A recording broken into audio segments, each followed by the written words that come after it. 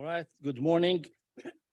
I would like to call to order the July 5th, 2023 Technical Advisory Committee meeting. Staff, could you please do the roll call to establish quorum? At this time, I'm only asking those TAC members attending in person to respond by saying here when I call your name. I want to remind you to unmute your microphones by pushing the button on the base prior to responding. Alternates, please also state your name if you are attending on behalf of a TAC representative. Jim Bell. Here. Naresh Marchavarapu, Here. Gary Dunmeyer, Here. Jason M. Kaufman, Here. Denise Malone, Jamie Brown, Here. Terrence Bailey, Here.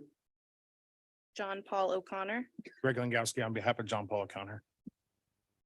Alex Hansen, Here. Jessica Keller. Here. Kenny Wilson. Kenny Wilson. Here. Gary Speck. Brian Davis, Present. Yash Nagel.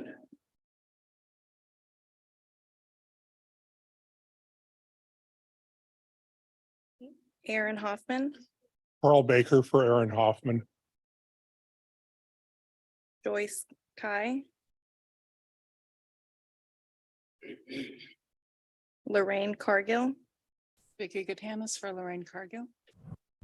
Thomas Hernandez. Here. Roberto Travieso, Present.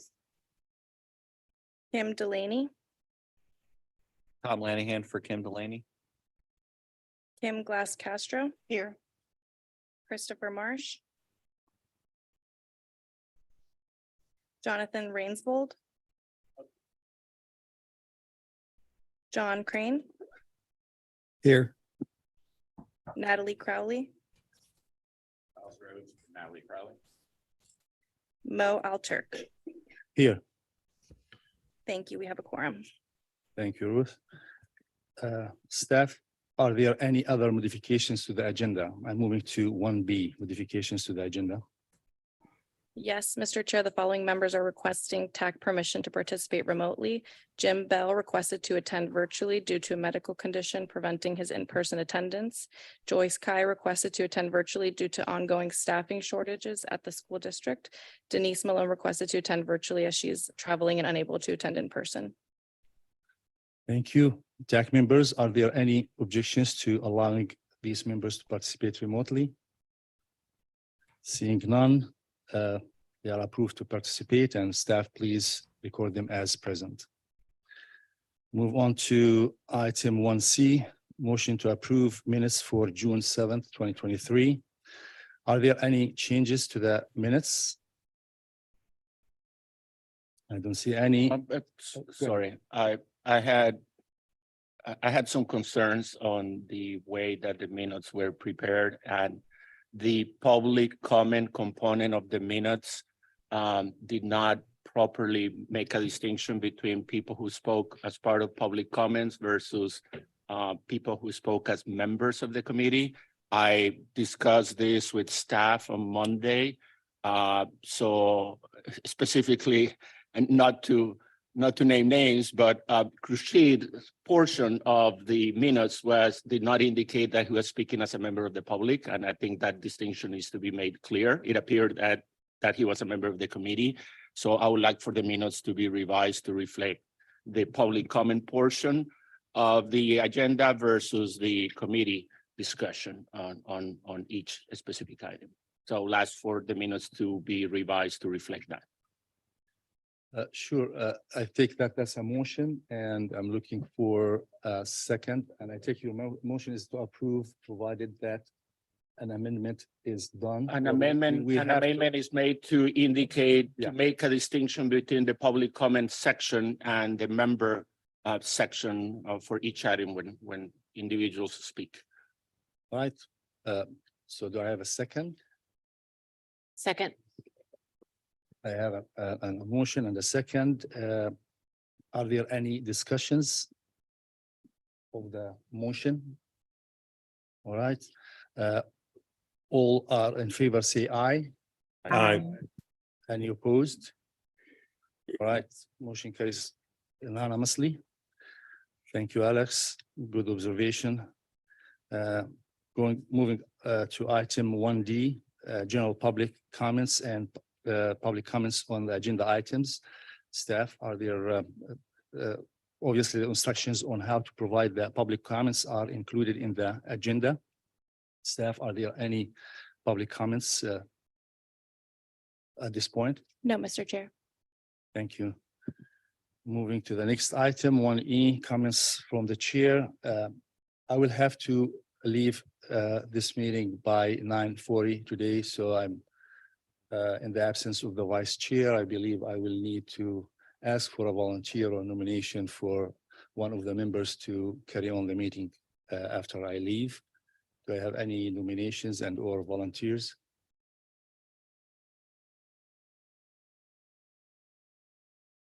Go ahead, say it.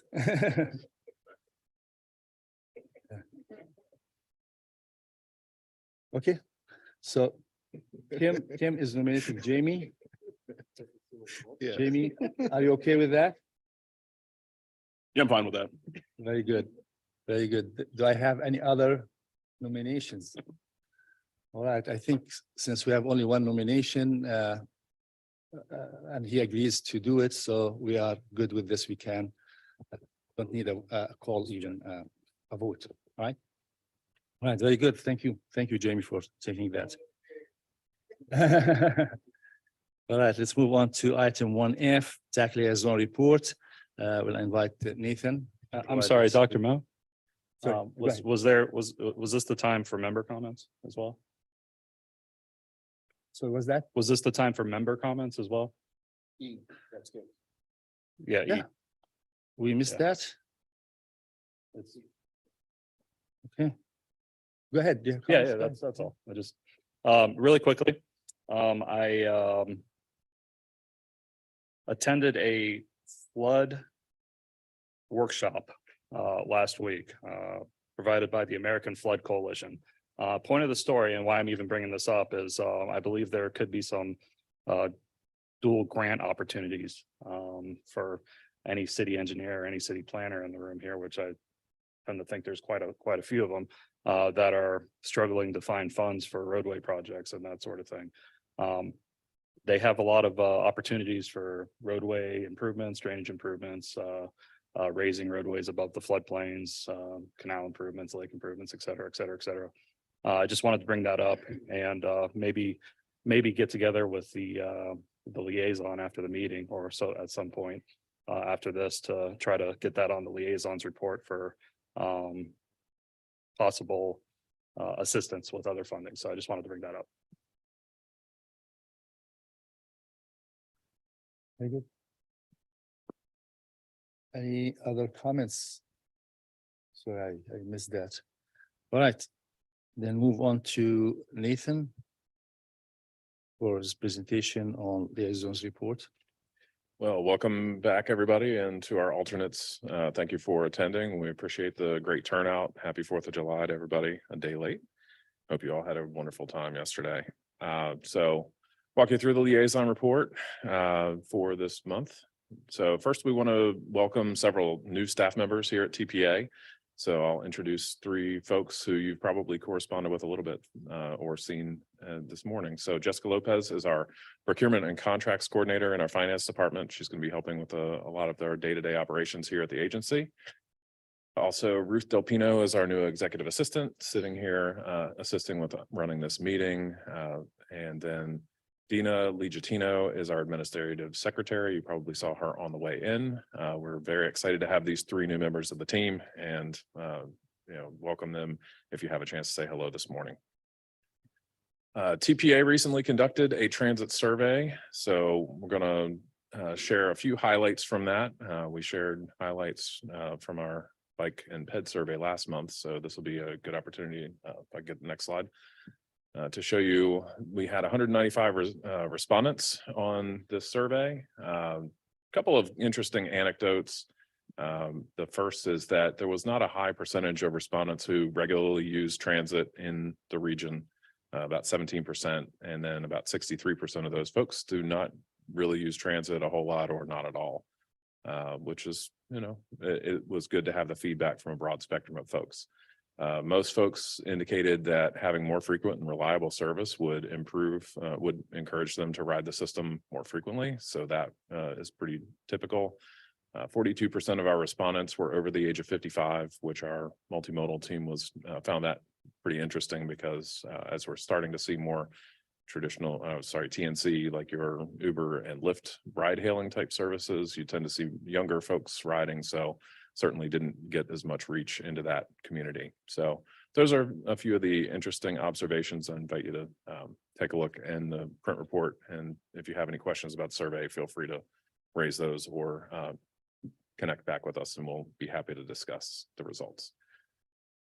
All right, next up, the TPA Safety Pledge. We're continuing to promote taking the safety pledge to further our goals in Vision Zero. You can take that pledge, palmbeachtpa.org/Vision Zero. Performance measures and targets workshop. So we talked a bit in prior months about the target setting process. We're going to be hosting a joint workshop August 17th in the morning with Federal Highway and FDOT. That will have a virtual option online, so folks can certainly participate in that remotely if you're not able to attend, but I want to encourage folks to come out if you can. We will be discussing in the second half of that workshop our target setting process for Vision 2050, our long range transportation plan. So absolutely encourage folks to come out and take part in that because this will inform our development of the Vision 2050 document. You can register to attend palmbeachtpa.org/PM workshop. Bike friendly designation. So for anybody who's trying to get your community certified, this is the time of year to do that. The community applications are due August 30th. It's a great opportunity to be recognized for the work that you're doing to deliver multimodal facilities in your communities. More information there is at bikeleague.org/BFA. Next slide. And then we wanted to highlight for you a couple of opportunities in the US DOT Grant Navigator. It's a really great information site that Federal Highways DOT has been putting out information about the bipartisan infrastructure law funding opportunities. The Safe Streets and Roads for All grant is closing in a couple of days. So again, a reminder, if you're planning to submit, make sure you're prepared and ready to go in advance of the 10th. Because they will not be accepting late applications. They've made that pretty clear in all of their correspondence. So just a reminder to be sure you're ready to go. And then the Protect Grant program is closing next month. So if either of those grant funding opportunities are of interest, be sure to check out information on those on the website, fhwa.dot.gov/environment/protect/discretionary. And that concludes my report. Thank you. Thank you, Nathan. Staff, are there any public comments on this item? No, Mr. Chair. Thank you. TAC members, any comments, questions? All right, thank you. Let's move on then to item 2, action items. So 2A is motion to recommend approval of the FY24 strategic plan. And I'm not going to tell you what's the strategic plan because Andrew will be doing that. Andrew, please.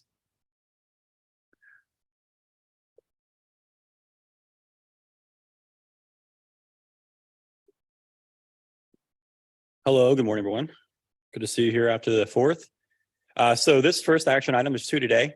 The first one is the upcoming fiscal year 24 strategic plan. I'm just going to provide a few highlights of changes that we have moving forward for this coming fiscal year.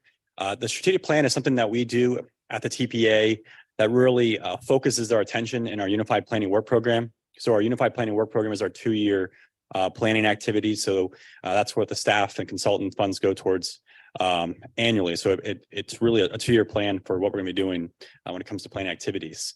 This is really more of a focus going a little bit above and beyond that still correlates with that Unified Planning Work Program. On your desk, your table there, you should have the annual report. So this was put together by our public relations staff and worked with our staff on this about getting this updated and printed for you all for this meeting. So that has a lot of the highlights for 2023. Also sharing a few of those highlights on the screen. That full report can be reviewed at the website at palmbeachtpa.org/annual report fiscal year 23. In the report, you'll see some highlights about construction projects that are ongoing, ones that have been completed. So there'll be some new photos in there for that. Also talks about the proclamations we've had, Vision Zero, and other activities that we've done throughout the year. And so getting into this fiscal year strategic plan, this draft that you're seeing today was first seen by the executive committee. That's the 5 members on our governing board who meet to discuss these items among some other ones in more detail. But that was presented to them. It's now being presented to you all and will be presented to the other committees, and then with final adoption scheduled for our July governing board this month. The sections in the strategic plan are broken out very similarly to the Unified Planning Work Program. And so that first one we have is it's based on our goals. And the first one is to engage the public. I'm really just going to highlight some of the major changes we had for this year compared to last year. The first one is with action 1B, and to increase social media engagement, switching to 125,000 users reached and said. And so a user being reached means that a unique person has seen our content in some form across all of our media applications. So social media, Facebook, Instagram. And then another highlight is for 1C, and it's to update the TPA's About Us video. We currently have an About Us video that is needs to be updated. It's a few years old. And so that's one of the other strategic plan items we have for engaging the public. Moving on to plan the system. So let's get more into the planning activities. The first one is just a refinement to this one. This is still ongoing with our mobility vision plan. So collaborate with partner agencies to create that vision plan and how we're going to get that funded. Next is focused more on our pedestrian bicycle safety field reviews. We currently do those. I believe we're doing 5 locations this current fiscal year, 2023. And we just finished those up last week, I believe. But working with staff and some of our new staff have more ideas about making that better and formalizing that process when it comes to those field and safety reviews and the ones we choose to do. So creating that selection process is the action. Next is sort of another step when it comes to a Vision Zero action plan. And that's creating a speed management action plan. And so we do have high injury network corridors, the higher crash corridors within our county, both on state and local roadways. With a speed management action plan, it really assesses the context classification and design of those roadways to determine the appropriate speed. And then it has additional recommendations for those corridors that you focus on when it comes to managing speed. Next one is prioritize funding, goal 3. The first one you may be familiar, or many of you are familiar with our funding programs. We are looking to update and revise those funding programs as we move forward. This is a great time to do it too, since we're currently underway with our long range transportation plan update for 2050.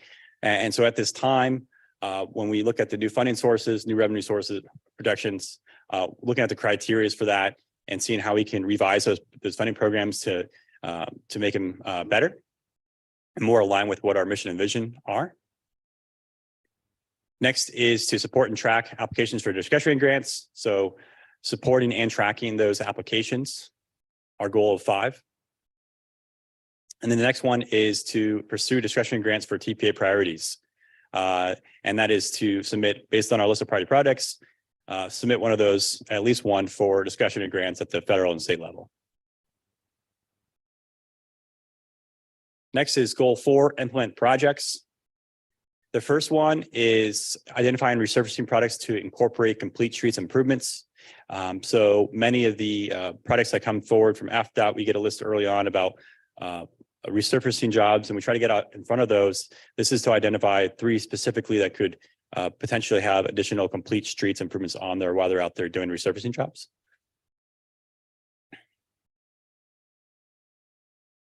And then with collaborate with partners, goal 5. The first change here is with 5C. So create a model transportation demand management policy. We did how to ride videos this year for this one. We're switching this one to a model transportation demand management TDM policy. So we've had a lot of requests through jurisdictions about what this might look like. And how to implement a TDM in their jurisdiction. So this is what we're looking to do with our consultants on creating this model policy for jurisdictions. Next is conducting site visits to learn more from partner agencies. We had a few of those as well this year with mobile tours. So this is very similar to that. So conducting 2 site visits to learn more about those of the partner agencies. And I believe this is our last one, administer the agency. This is 6. So this one gets more into our day-to-day operations, more, maybe not always planning related, more about administering. And so the first change here is with B, and that is to implement a consolidated accounting system. So an updated accounting system on that. Streamlining our interlocal agency services and benefits. Right now, we have agreements with I believe 4 jurisdictions when it comes to our services and benefits. So looking to try to streamline that a little bit more to get down to 1 and get those interlocal agreements completed, or multiple ones, but hoping to streamline that. Next is one I believe came out of one of our findings for our federal certification, and that is a succession plan. So training and succession plan for our staff. And then lastly is, again, one that we've always been doing, but update our strategic plan in our annual report. That's all I have for you. I'd be happy to answer any questions or have our staff who might be overseeing some of these actions to speak on those items. Thank you. Staff, are there any public comments on this item? No, Mr. Chair. Thank you. Then I open it for TAC members. Any comments, questions? All right. Okay. Go ahead. Right. Question for staff. If you go back, if you go back to 2A, it reads we've changed it to collaborate with partner agencies to create a countywide mobility vision and funding plan. And the outcome is a mobility vision plan. So this mobility plan that we're speaking of, obviously it'll have infrastructure improvements and elements. I guess my concern is more of the funding portion of the plan. Is this an avenue where this agency is going to enter into the discussion or debate on impact fees versus mobility fees? It's a good question. Thank you, Terrence. So, and just for a brief background on this one specifically, for those who may not be familiar with it. Obviously, we've changed the language a little bit here, but in essence, the same action and outcome. So the mobility vision for the TPA is really at the same time consistent with our planning process for the long range transportation plan. And so through that process, and many of you will probably find out soon that we're going to be doing a call for projects for the LRTP. And so when you submit those call for projects, we're going to be going to all municipalities to reach out to them to get that list. That's all coming together in a list of needs, which will be then at the end adopted into the LRTP. Through that process, what Terrence mentioned about different sort of funding strategies when it comes to planning that, it would be highlighted in there about the different types of funding sources, whether we get into the difference between, or whether we should be, changing the impact fee structure or going after bonds or surtaxes and all that, will be a sort of a discussion in that, I think, a little bit, but I don't know if it would be a TPA specific recommendation on that. Haven't really got to that point. I'm not sure if that gets into your. It left a big door open. for The question that so at this point, the TPA taken a position on impact fee versus mobility fee? To your knowledge? I'm trying to think back a few years if we took a direct position on that or not. And if you don't know offhand, One of you we may. could follow up at a different Yep. point. I mean, because it is, but the change in language, it looks like a thinly veiled turn into that trajectory, which is why I'm asking the question specifically. As long as the organization remains as neutral as it is today, then I don't have a problem with that change. But if this is a course change, then I think we need to have that open and frank discussion because the debate is still ongoing. Mhm. That's all. Thank you. Any other members have comments or?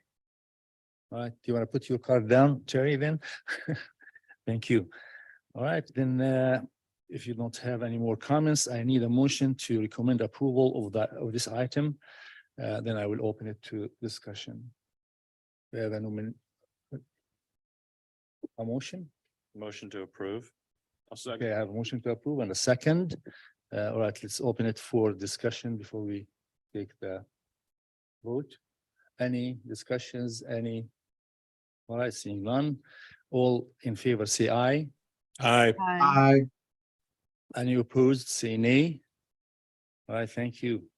And motion carries unanimously. Let's move on to item 2B, motion to recommend adoption of the fiscal year FY 25/29 list of priorities projects, LOPP. And Andy, go ahead, please. Thank you, Chair. So the second one for you today, action item, is our list of priority projects for fiscal years 2025 through 2029.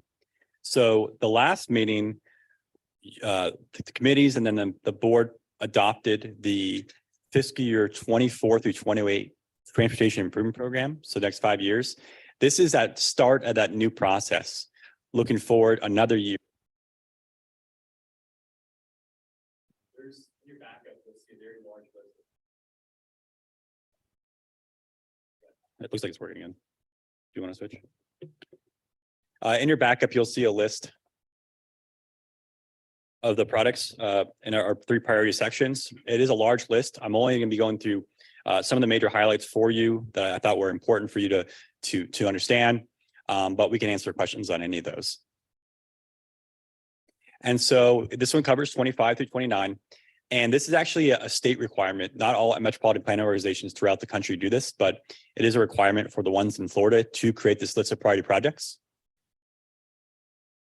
And the ones you're seeing in the backup is really only dealing with the TPA's priorities. So this includes the major projects, state road modifications. So those are products on state roadways, our local initiative program, and also our transportation alternative program. So those 2 call for products that we do annually. And so to get to the point of adopted transportation improvement program, there is a lengthy process, right? So we had a call for products earlier on winter going into spring of 2023 here. And with that call for products, we have the product applications, they're vetted for their feasibility. Those products are then ranked, and then you'll see those new products in this list of priority projects. Most of those projects will come in at the bottom of the list. And so when you see the list, you'll see a year dash a number, and that's the priority for that year. That list of priority projects is then presented to you all, and then finally to the governing board for adoption, and that's happening here in July. And then with that list, after that takes that list, rebalances the work program for the upcoming 5 years. So what they're looking at there includes, when it comes to rebalancing, is what are the ones that are already committed? How are they in the process? Can they be accelerated? Do some need to be delayed? What are the changes in cost to all those products? So reassessing those. And then also all in that is the revenue projection. So how much revenue is coming into to make a balanced work program. So that's what they're doing when they're rebalancing the work program. So there are some shifts between products based on whether they can be implemented or not. With that rebalancing and putting new products into the work program, they released the draft tentative work program. And so this one really depends on the state legislative cycle. So sometimes it's a shorter year to get this done. This happens to be one of those shorter years. So what you prioritize today and finally with the governing board in July, that's going to be given to AFDOT, and they're going to be working pretty quickly to turn around a draft tentative work program. And that's going to be in October. since it is a quick cycle, you as a committee won't be able to see that presented to you in October. It will be presented to the governing board, but it does come out around the same time that our committees are occurring, and there's a very small window to get the review in. And so you'll be sent that email when it comes to when we first get it, we'll be sending the email out to have you guys review it, but it won't be a formal action that you take in October. With that final draft tentative work program, with any requests or changes and additions that the governing board makes, goes back to FDOT, and then they build their final work program is what we build the tip off of. So I went through a lot there, but I wanted to go through the whole process for you all. Our TPA funding programs, again, major products, state road modifications. These are ones that come out of the long range transportation plan. They're our cost feasible list. They also include some of those state road modifications. So when we have a resurfacing job and we're looking to put additional concepts into that resurfacing project, that's like state road modifications. So we try to do those there as well. This is primarily funded with state funds because it's on state roadways. Next is the local initiatives program. So this is an annual call for products on the federal aid system. Primarily uses the federal funds that are available to the TPA and a little bit of federal funds from FDOT has for surface transportation funds. And that's how that one is funded. And then lastly is our transportation alternatives. So this can be on or off the federal aid system. This uses federal funds, and that's through the transportation alternatives funds that we receive as an urbanized area. So major highlights going to these three sections. Major product state road modifications. As I mentioned, on state roadways, looking to enhance the TPA's vision on these. Typically, we're looking to receive $20.4 million a year. That's not a set figure. That changes every year, depends on obviously funding availability and the cost of projects. So you'll see in a few slides here about how big some of these product costs are getting. The timeline, when you submit a product for a new product on this list, typically it's going to be coming in a new outer fifth year for design. So highlights for the major state road modifications. This is a few requests here. There's a full list that totals $389 million in needs in the backup. Some highlights at the top of the list, though: State Road 7, Atlantic Avenue, both sections there, US 1 projects for both in Boca and then up in West Palm. And so you can see the funding needs for these products that are still outstanding. So those are ones that are at the top of that state road major products list and are still looking to get funded.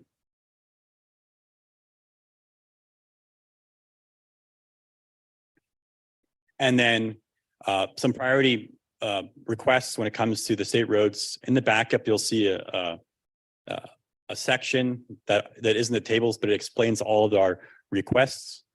The first one is to program state funding instead of SU and carbon reduction funds when available for these state roads.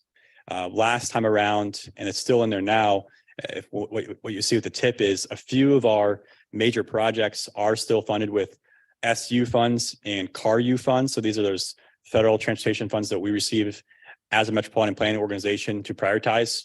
We try to put those on local initiatives and transportation alternatives when we can, depending on the priority and some of the costs and the funding availability when it comes to state funds. We need to supplement some of those projects with these funding sources.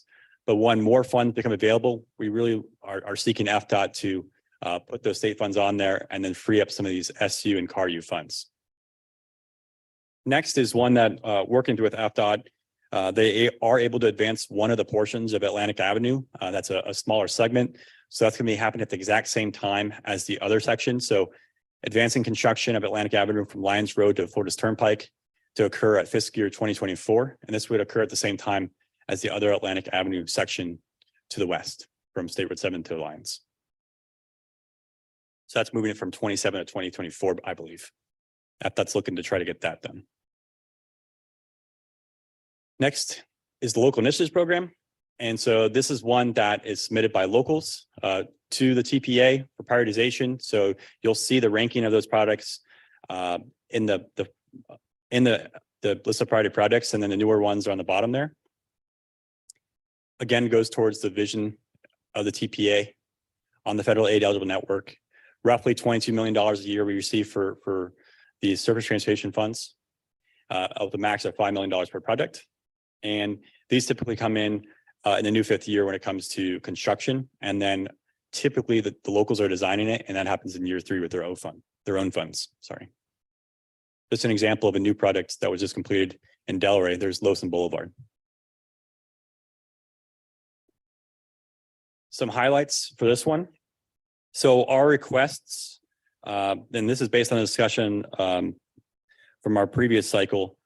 We had a lot of priorities that went in 2022 that are still unfunded, and we're working with AFDOT to try to get these funded. So those remain at the top of the priority list for the local initiatives program, and that totals $15 million in those needs. And then the new ones from fiscal year 2023, from the annual applications of 2023, totals $23 million. So these are new products that you have not seen before that are prioritized after those 2022 projects.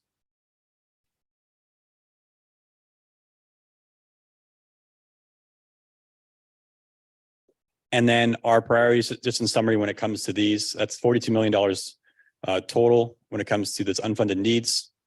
And here's a few other highlights for you that are mentioned in the notes of the list of priority projects. The first one is, many of you may be familiar with the quiet zones going in on the FEC corridor. One of those sections in Lake Park, the TPA has funded other sections throughout the corridor over the past few years. There's one section in Lake Park that, after further analysis and a site visit by the railroad administration, they need another section there to be improved so they can file for that quiet zone. And so that's one of the ones that's tacked onto that project up at the top of the list. Working with FDOT, there is some funds that might be available in an earlier year for one of the projects to accelerate another project. And we're looking to try to accelerate the Palm Trend electric buses. It's currently in fiscal year 2027. With that, that would free up some additional funds for where that Palm Trend project was. And so looking to fund the Gardens Parkway project, which is the first one on the list from 2022 applications that has not been funded yet. There's just some highlights of what we're looking for recommendations. As I mentioned, when FDOT's balancing the work program, there's going to be a lot of shifts. And so obviously we're trying to get all priorities, pushed forward and programmed when we can.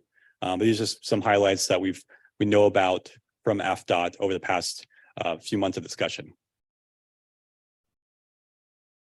Last program, transportation alternatives, non-motorized infrastructure, really goes towards a lot of pedestrian and bicycle improvements, traffic calming. $5 million a year, roughly, from federal funds, $1.5 million maximum size for that being reimbursed. And then construction is typically 3 years out, with design in the first year by the locals.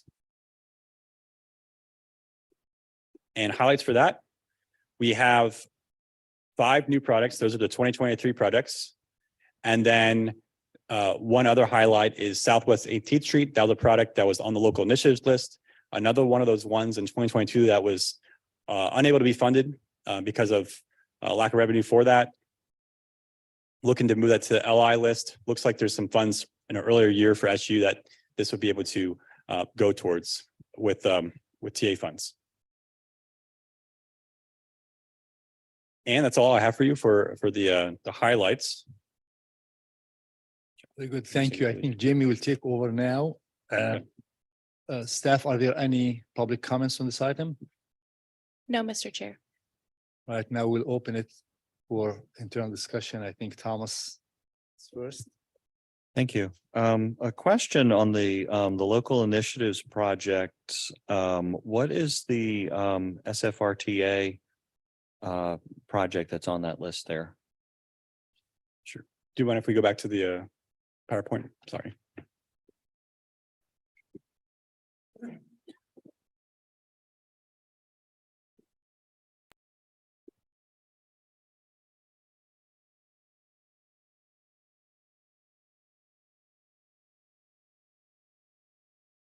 Okay, thank you.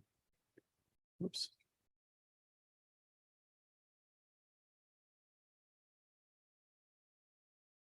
(23-5).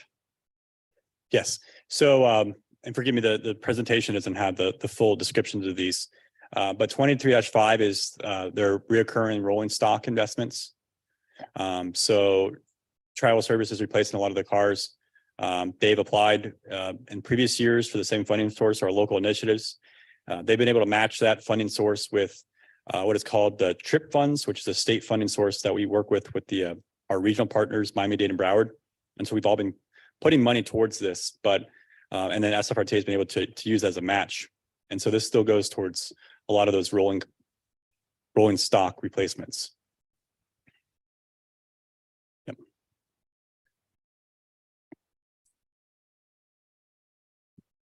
Alex? So while this is identified as the list of priority projects for fiscal years 25 through 29, I noticed that the table that is included in the packet has fiscal years 24 through 28. Mhm. So I'm not sure if that is the way it's supposed to be, or if that is a typo that where each one of those years should be correct. It should be advanced one year. So that is one common question. I also saw that in the introduction, you identify some requests for different types of projects. One of them that caught my attention is for the tri-rail extension to Jupiter, which is a project that we have discussed several times over the last few years. You are referencing that the TPA is requesting a feasibility study of the proposed extension. I don't know if you have any more information about that. I guess that is a somewhat new development, I guess. This project has been kind of stalled for over a decade. So that is a little bit new. So I don't know if you have any information about that.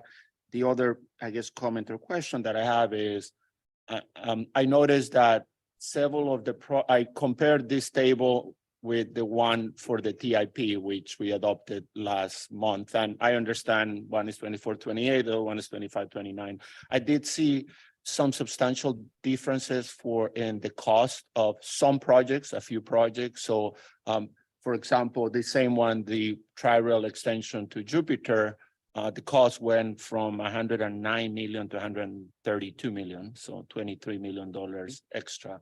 There's no explanation, nothing indicating why the increase. Also Atlantic Avenue went up by almost $5 million, and there are a few others like that. So I don't know if is that just, and I assume there's different reasons for that, but I don't know if you could provide us with a little bit more information on that. Thank you, Alex. Yes, the first one, to answer your question, so you'll see the table formatted and it still shows 24 through 28. Even though we're about to be in, this 25 through 29 for this priority list.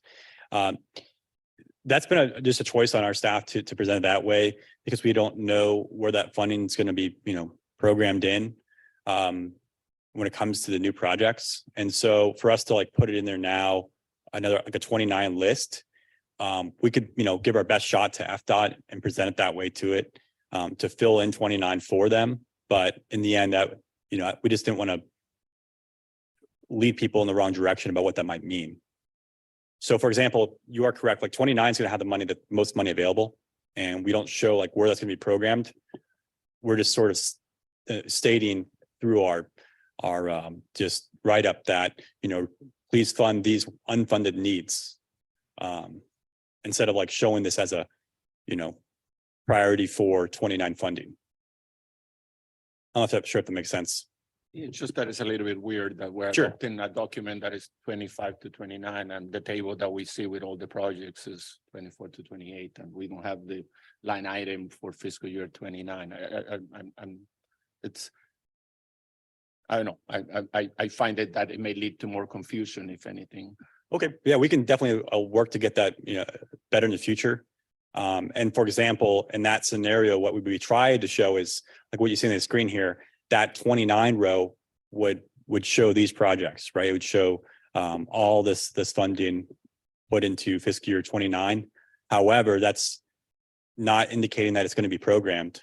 That's the only thing. We just make sure we're clear on how we present that. all projects. Correct. So this is, I guess, the first phase in a year-long process. So you're indicating that all of this is, let's say, tentative at this point. These are requests, but at least it's clear that that request is for that line item for fiscal year 29. Yeah, I work with staff and. Otherwise, we have like kind of like a gap, and then we're reflecting fiscal year 24, which based on this would not apply anymore. We will be past fiscal year 24 in this document. So we're showing something that is no longer part of this, the time frame for this document, fiscal year 24, because we're now starting fiscal year 25 in this. Mhm. And we're not reflecting fiscal year 29. So I don't know. I think it may lead, we may end up confusing people. Sure. I understand what you mean. And I thought about that myself, and we'll see what we can do with FDOT and our staff to see if we can improve clarity on that. To your other questions, I'll start with the last one. You mentioned the increases in costs across projects that might change from what you just saw previously. We try to update this to get it as current as possible for our committee meetings. So if we do have known cost increases on things, we try to show that. One example you mentioned is a tri-rail extension that changed cost. So we had our consultants have updated costs for the extension, and we wanted to show a more current planning level cost estimate for that. And so we put that one in there, and that's why you see that one. That study is, I think, basically close to being done for that part, just for the cost increases. And then your other question related to changing the language, it says for the tri-rail extension to no longer show it as a PD&E, but shows it as a feasibility study, I believe, right? So as you mentioned, there's been holdups on the PD&E when it comes to needing an access fee to use the corridor, and then securing ongoing operations and maintenance expenses when it comes to some local dedicated funding source towards tri-rail operations for the extension. And so unless we have those, we can't really do PD&E. And so our request to FDOT is to instead do some level of feasibility study that's a little bit more preliminary than a PD&E to get something moving on the project. Going back, but there's nothing in the table itself indicating that. So that be fiscal year 29. Where within this 25 to 29 table would that be included? Because I didn't see it there. That's why I read that statement, and then I didn't see anything dealing with that in the actual table, which is the document that we are adopting at this point. So we're just curious where within this time frame that is expected to happen. I believe I would say we probably expect it in the same location where that PD&E is currently showing. So instead doing that other study for that. And I understand what you're saying about the lack of clarity when it comes to where would this new priority fit within the current years. And that's where it can be tough because we don't always know, when FDOT's rebalancing where the funding is going to align. So we can make assumptions on that. We just didn't want to lead people in the wrong direction when it comes to what specific year a new priority might get in the work program, because it could vary. To this project, the PD&E for the Tri-Rail Coastal Link, technically FDOT has said this has been in there for, I think, a decade now. They can't program at PD&E until there's a local funding source to actually match and move into PD&E and construction. So we had a conversation with FDOT about this because, as you mentioned, this has continued to just be a placeholder taking up money, and it's not really something that they do. So it would be more appropriate to change this into a feasibility study, which is what they've done in Broward and Miami, and have that and hopefully replace it and actually have something happen, because the last studies that happened have been over a decade ago. So they're outdated. So we can have that move. And in the meantime, hope that the conversation moves forward in this community, in this county, to establish a local funding source in the next few years. As soon as we have that, PD&E can be programmed, construction and so forth. But since that's out of our control, it doesn't make sense to just continue having a placeholder that can't happen for PD&E. Yeah, and I'm not opposed to including now feasibility study, and it's progress. It was just that, again, it was just kind of like let's say a footnote or a line there, and it wasn't reflected anywhere in the actual table, which is the document that we are being asked to adopt today. So that's why. Sure. So maybe a little bit curious. There's a reference to it in kind of the explanation, but the actual table that we're adopting doesn't doesn't reflect it. So that's why, again, going back to that somewhat of a mismatch as to what the table itself shows and some of the other projects or things that are being identified. Sure. So maybe in the notes, I think we put a note there changing it from PD&E to feasibility, but we can add more. We are adding, I mean, clarification. that's what it referenced there, but the table itself does not show it. That's why, again, going back to fiscal years and what the table is supposed to show, Sure. not show. And just for clarification, so as you know, this is an initial request. So we did a call for projects. We're looking out. None of this funding is committed yet. This is an initial list of our wish list priorities that we send to FDOT. Then we hear back from them later this in the winter for the statewide draft tentative work program. And then it comes back with those outer years that you're mentioning of where these guys fit in the draft tip next spring and then the final tip. So that's why this is what we're basically agreeing to right now is with this list is what did we come up with over the last few months with the call for projects and how things have shook out. And we're sending this after we agree upon this list of priority projects as our wish list to FDOT to consider when they look at their funding in the budget for central work program and send it back to us for the draft tip. So just a little clarification on, to the reasoning as why we're not putting things in places for fiscal year 29. We're hoping they'll be funded them, but they're not yet committed. This is like our list that we're sending to them to please consider.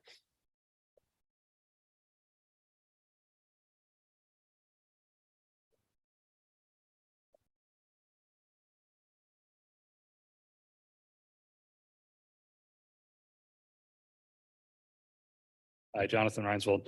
Just quick question on the scoring and if we can either elaborate on a little more on how the local initiative grants were scored, or if I can just get a copy of how they were scored. It doesn't seem to be shown in here. There's just a TPA score. Sure. Right, we didn't provide the full scoring in the backup. So the scoring for the LI local initiatives program is based on a scoring criteria we have. So when you submit an application, we go through that scoring rubric. If you'd like, I can, try to look it up and provide it to you now. What the scores are afterwards. But I don't have it right now. Fine. I guess the question is, I see next to, and I'm in my little silo here, I get it, but I see Wellington was scored pretty low and it said eligible, but additional coordination needed, but I don't recall getting any requests for additional coordination. And I just want to know if that was something that we missed or if it's something that we, Sure. that's all. Yep. And so when you see the ones where it says eligible, but additional coordination needed, AFDA was able to provide us the eligibility status by last week. I think we're a little bit behind in the process when it comes to review. There's a lot to review this year. But they determined that the product is eligible, but there are some additional things that we might have to clear up with some of the scope items when it comes to that. The same was for a lot of the Palm Beach County traffic signals. There's a large list that they had to go through. Many of them may be warranted, but we're still working on coordinating a few of those. Okay, very But good. I'll also follow up with you about the scoring as well. Appreciate it. Thank you. All right, Tom. Thank you. Just building a bit on what Alex brought up about the Northern Extension. I like that we're looking to do something. But I would hope that we don't lose, don't treat it like a new request and therefore lose our kind of place in line with the PD&E. This thing is always like the 5th year of the 5-year. It's always just over the next hill, and that PD&E has been in there for a long time, I believe. And so if we can just change it from and type and not fall out of the list, because that's always been, you don't have a dedicated funding source, so we don't even talk about PD&E. Is okay, well, let's move to this other thing. Can we get that going? Can we do that? That's my point. Vicky? Yeah, sort of along those lines, but generally. So when you submit the LOPP to the to DOT, then in terms of programming and funding allocated, Does DOT have the leeway to sort of slide those depending on the types of funding that's available and what they have to put on the project? And yeah, I was thinking the same thing Tom brought up is the PD&E has been on there for so long and keeps bumping out, and if there's this new feasibility study, could it have a placeholder, an early placeholder? It's a good question. And John can probably further elaborate, but when they're rebalancing and you think about funding within the war program, the funding's set within a current year, right? So it's not, that money doesn't travel with that project. It has to happen within that current year. So something like an extension or whatever the phase is for a project, if it has to move to a different year, that means there's funding available in that year and it's moving and using that funds. It doesn't move with the funding, if that makes sense. There's not a window where you can use those funds. It has to happen within that year, if that makes sense. But it also means that there's money available when the project leaves that. Yes, There's orphaned money, right? right. So if you move, money from fiscal year 25 to 27, if you move the product from fiscal year 25 to 27, that money in 25 is now available there. Yes.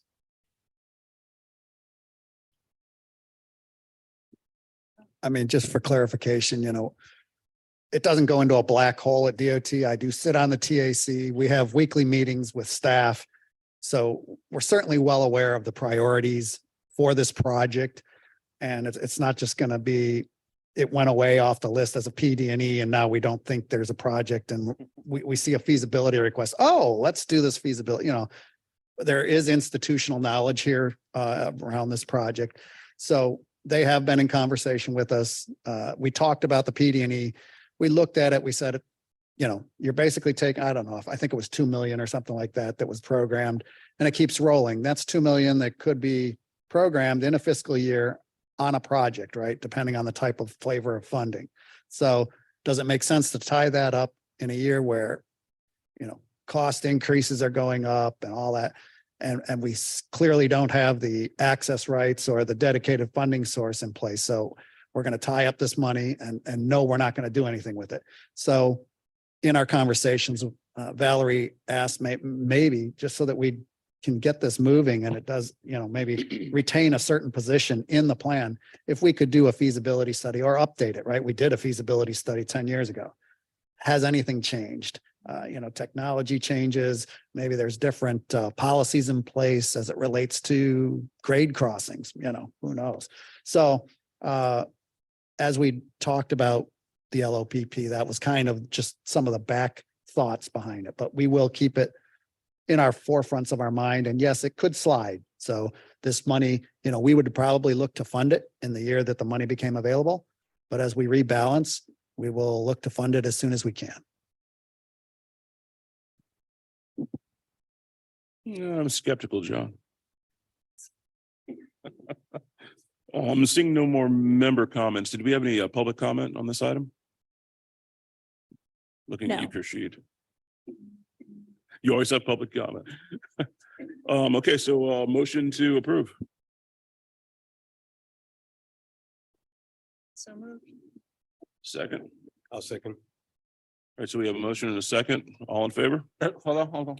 For discussion. I'm sorry. I should have known, Alex. Yeah. After you.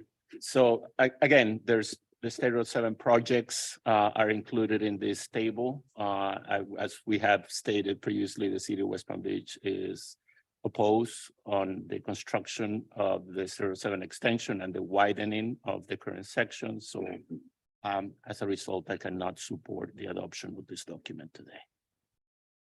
This news shocks me, Alex. I've not heard this before. Any other comments? All right, so we have a motion and a second. All in favor? Could we clarify who the second was? Oh, that was Roberto.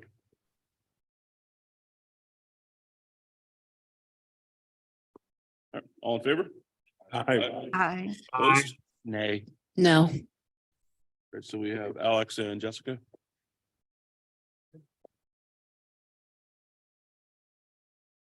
Thank you, Andrew.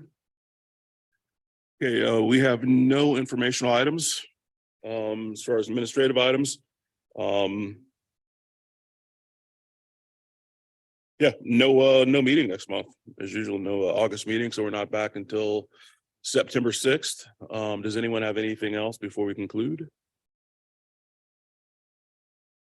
All right. Motion to adjourn.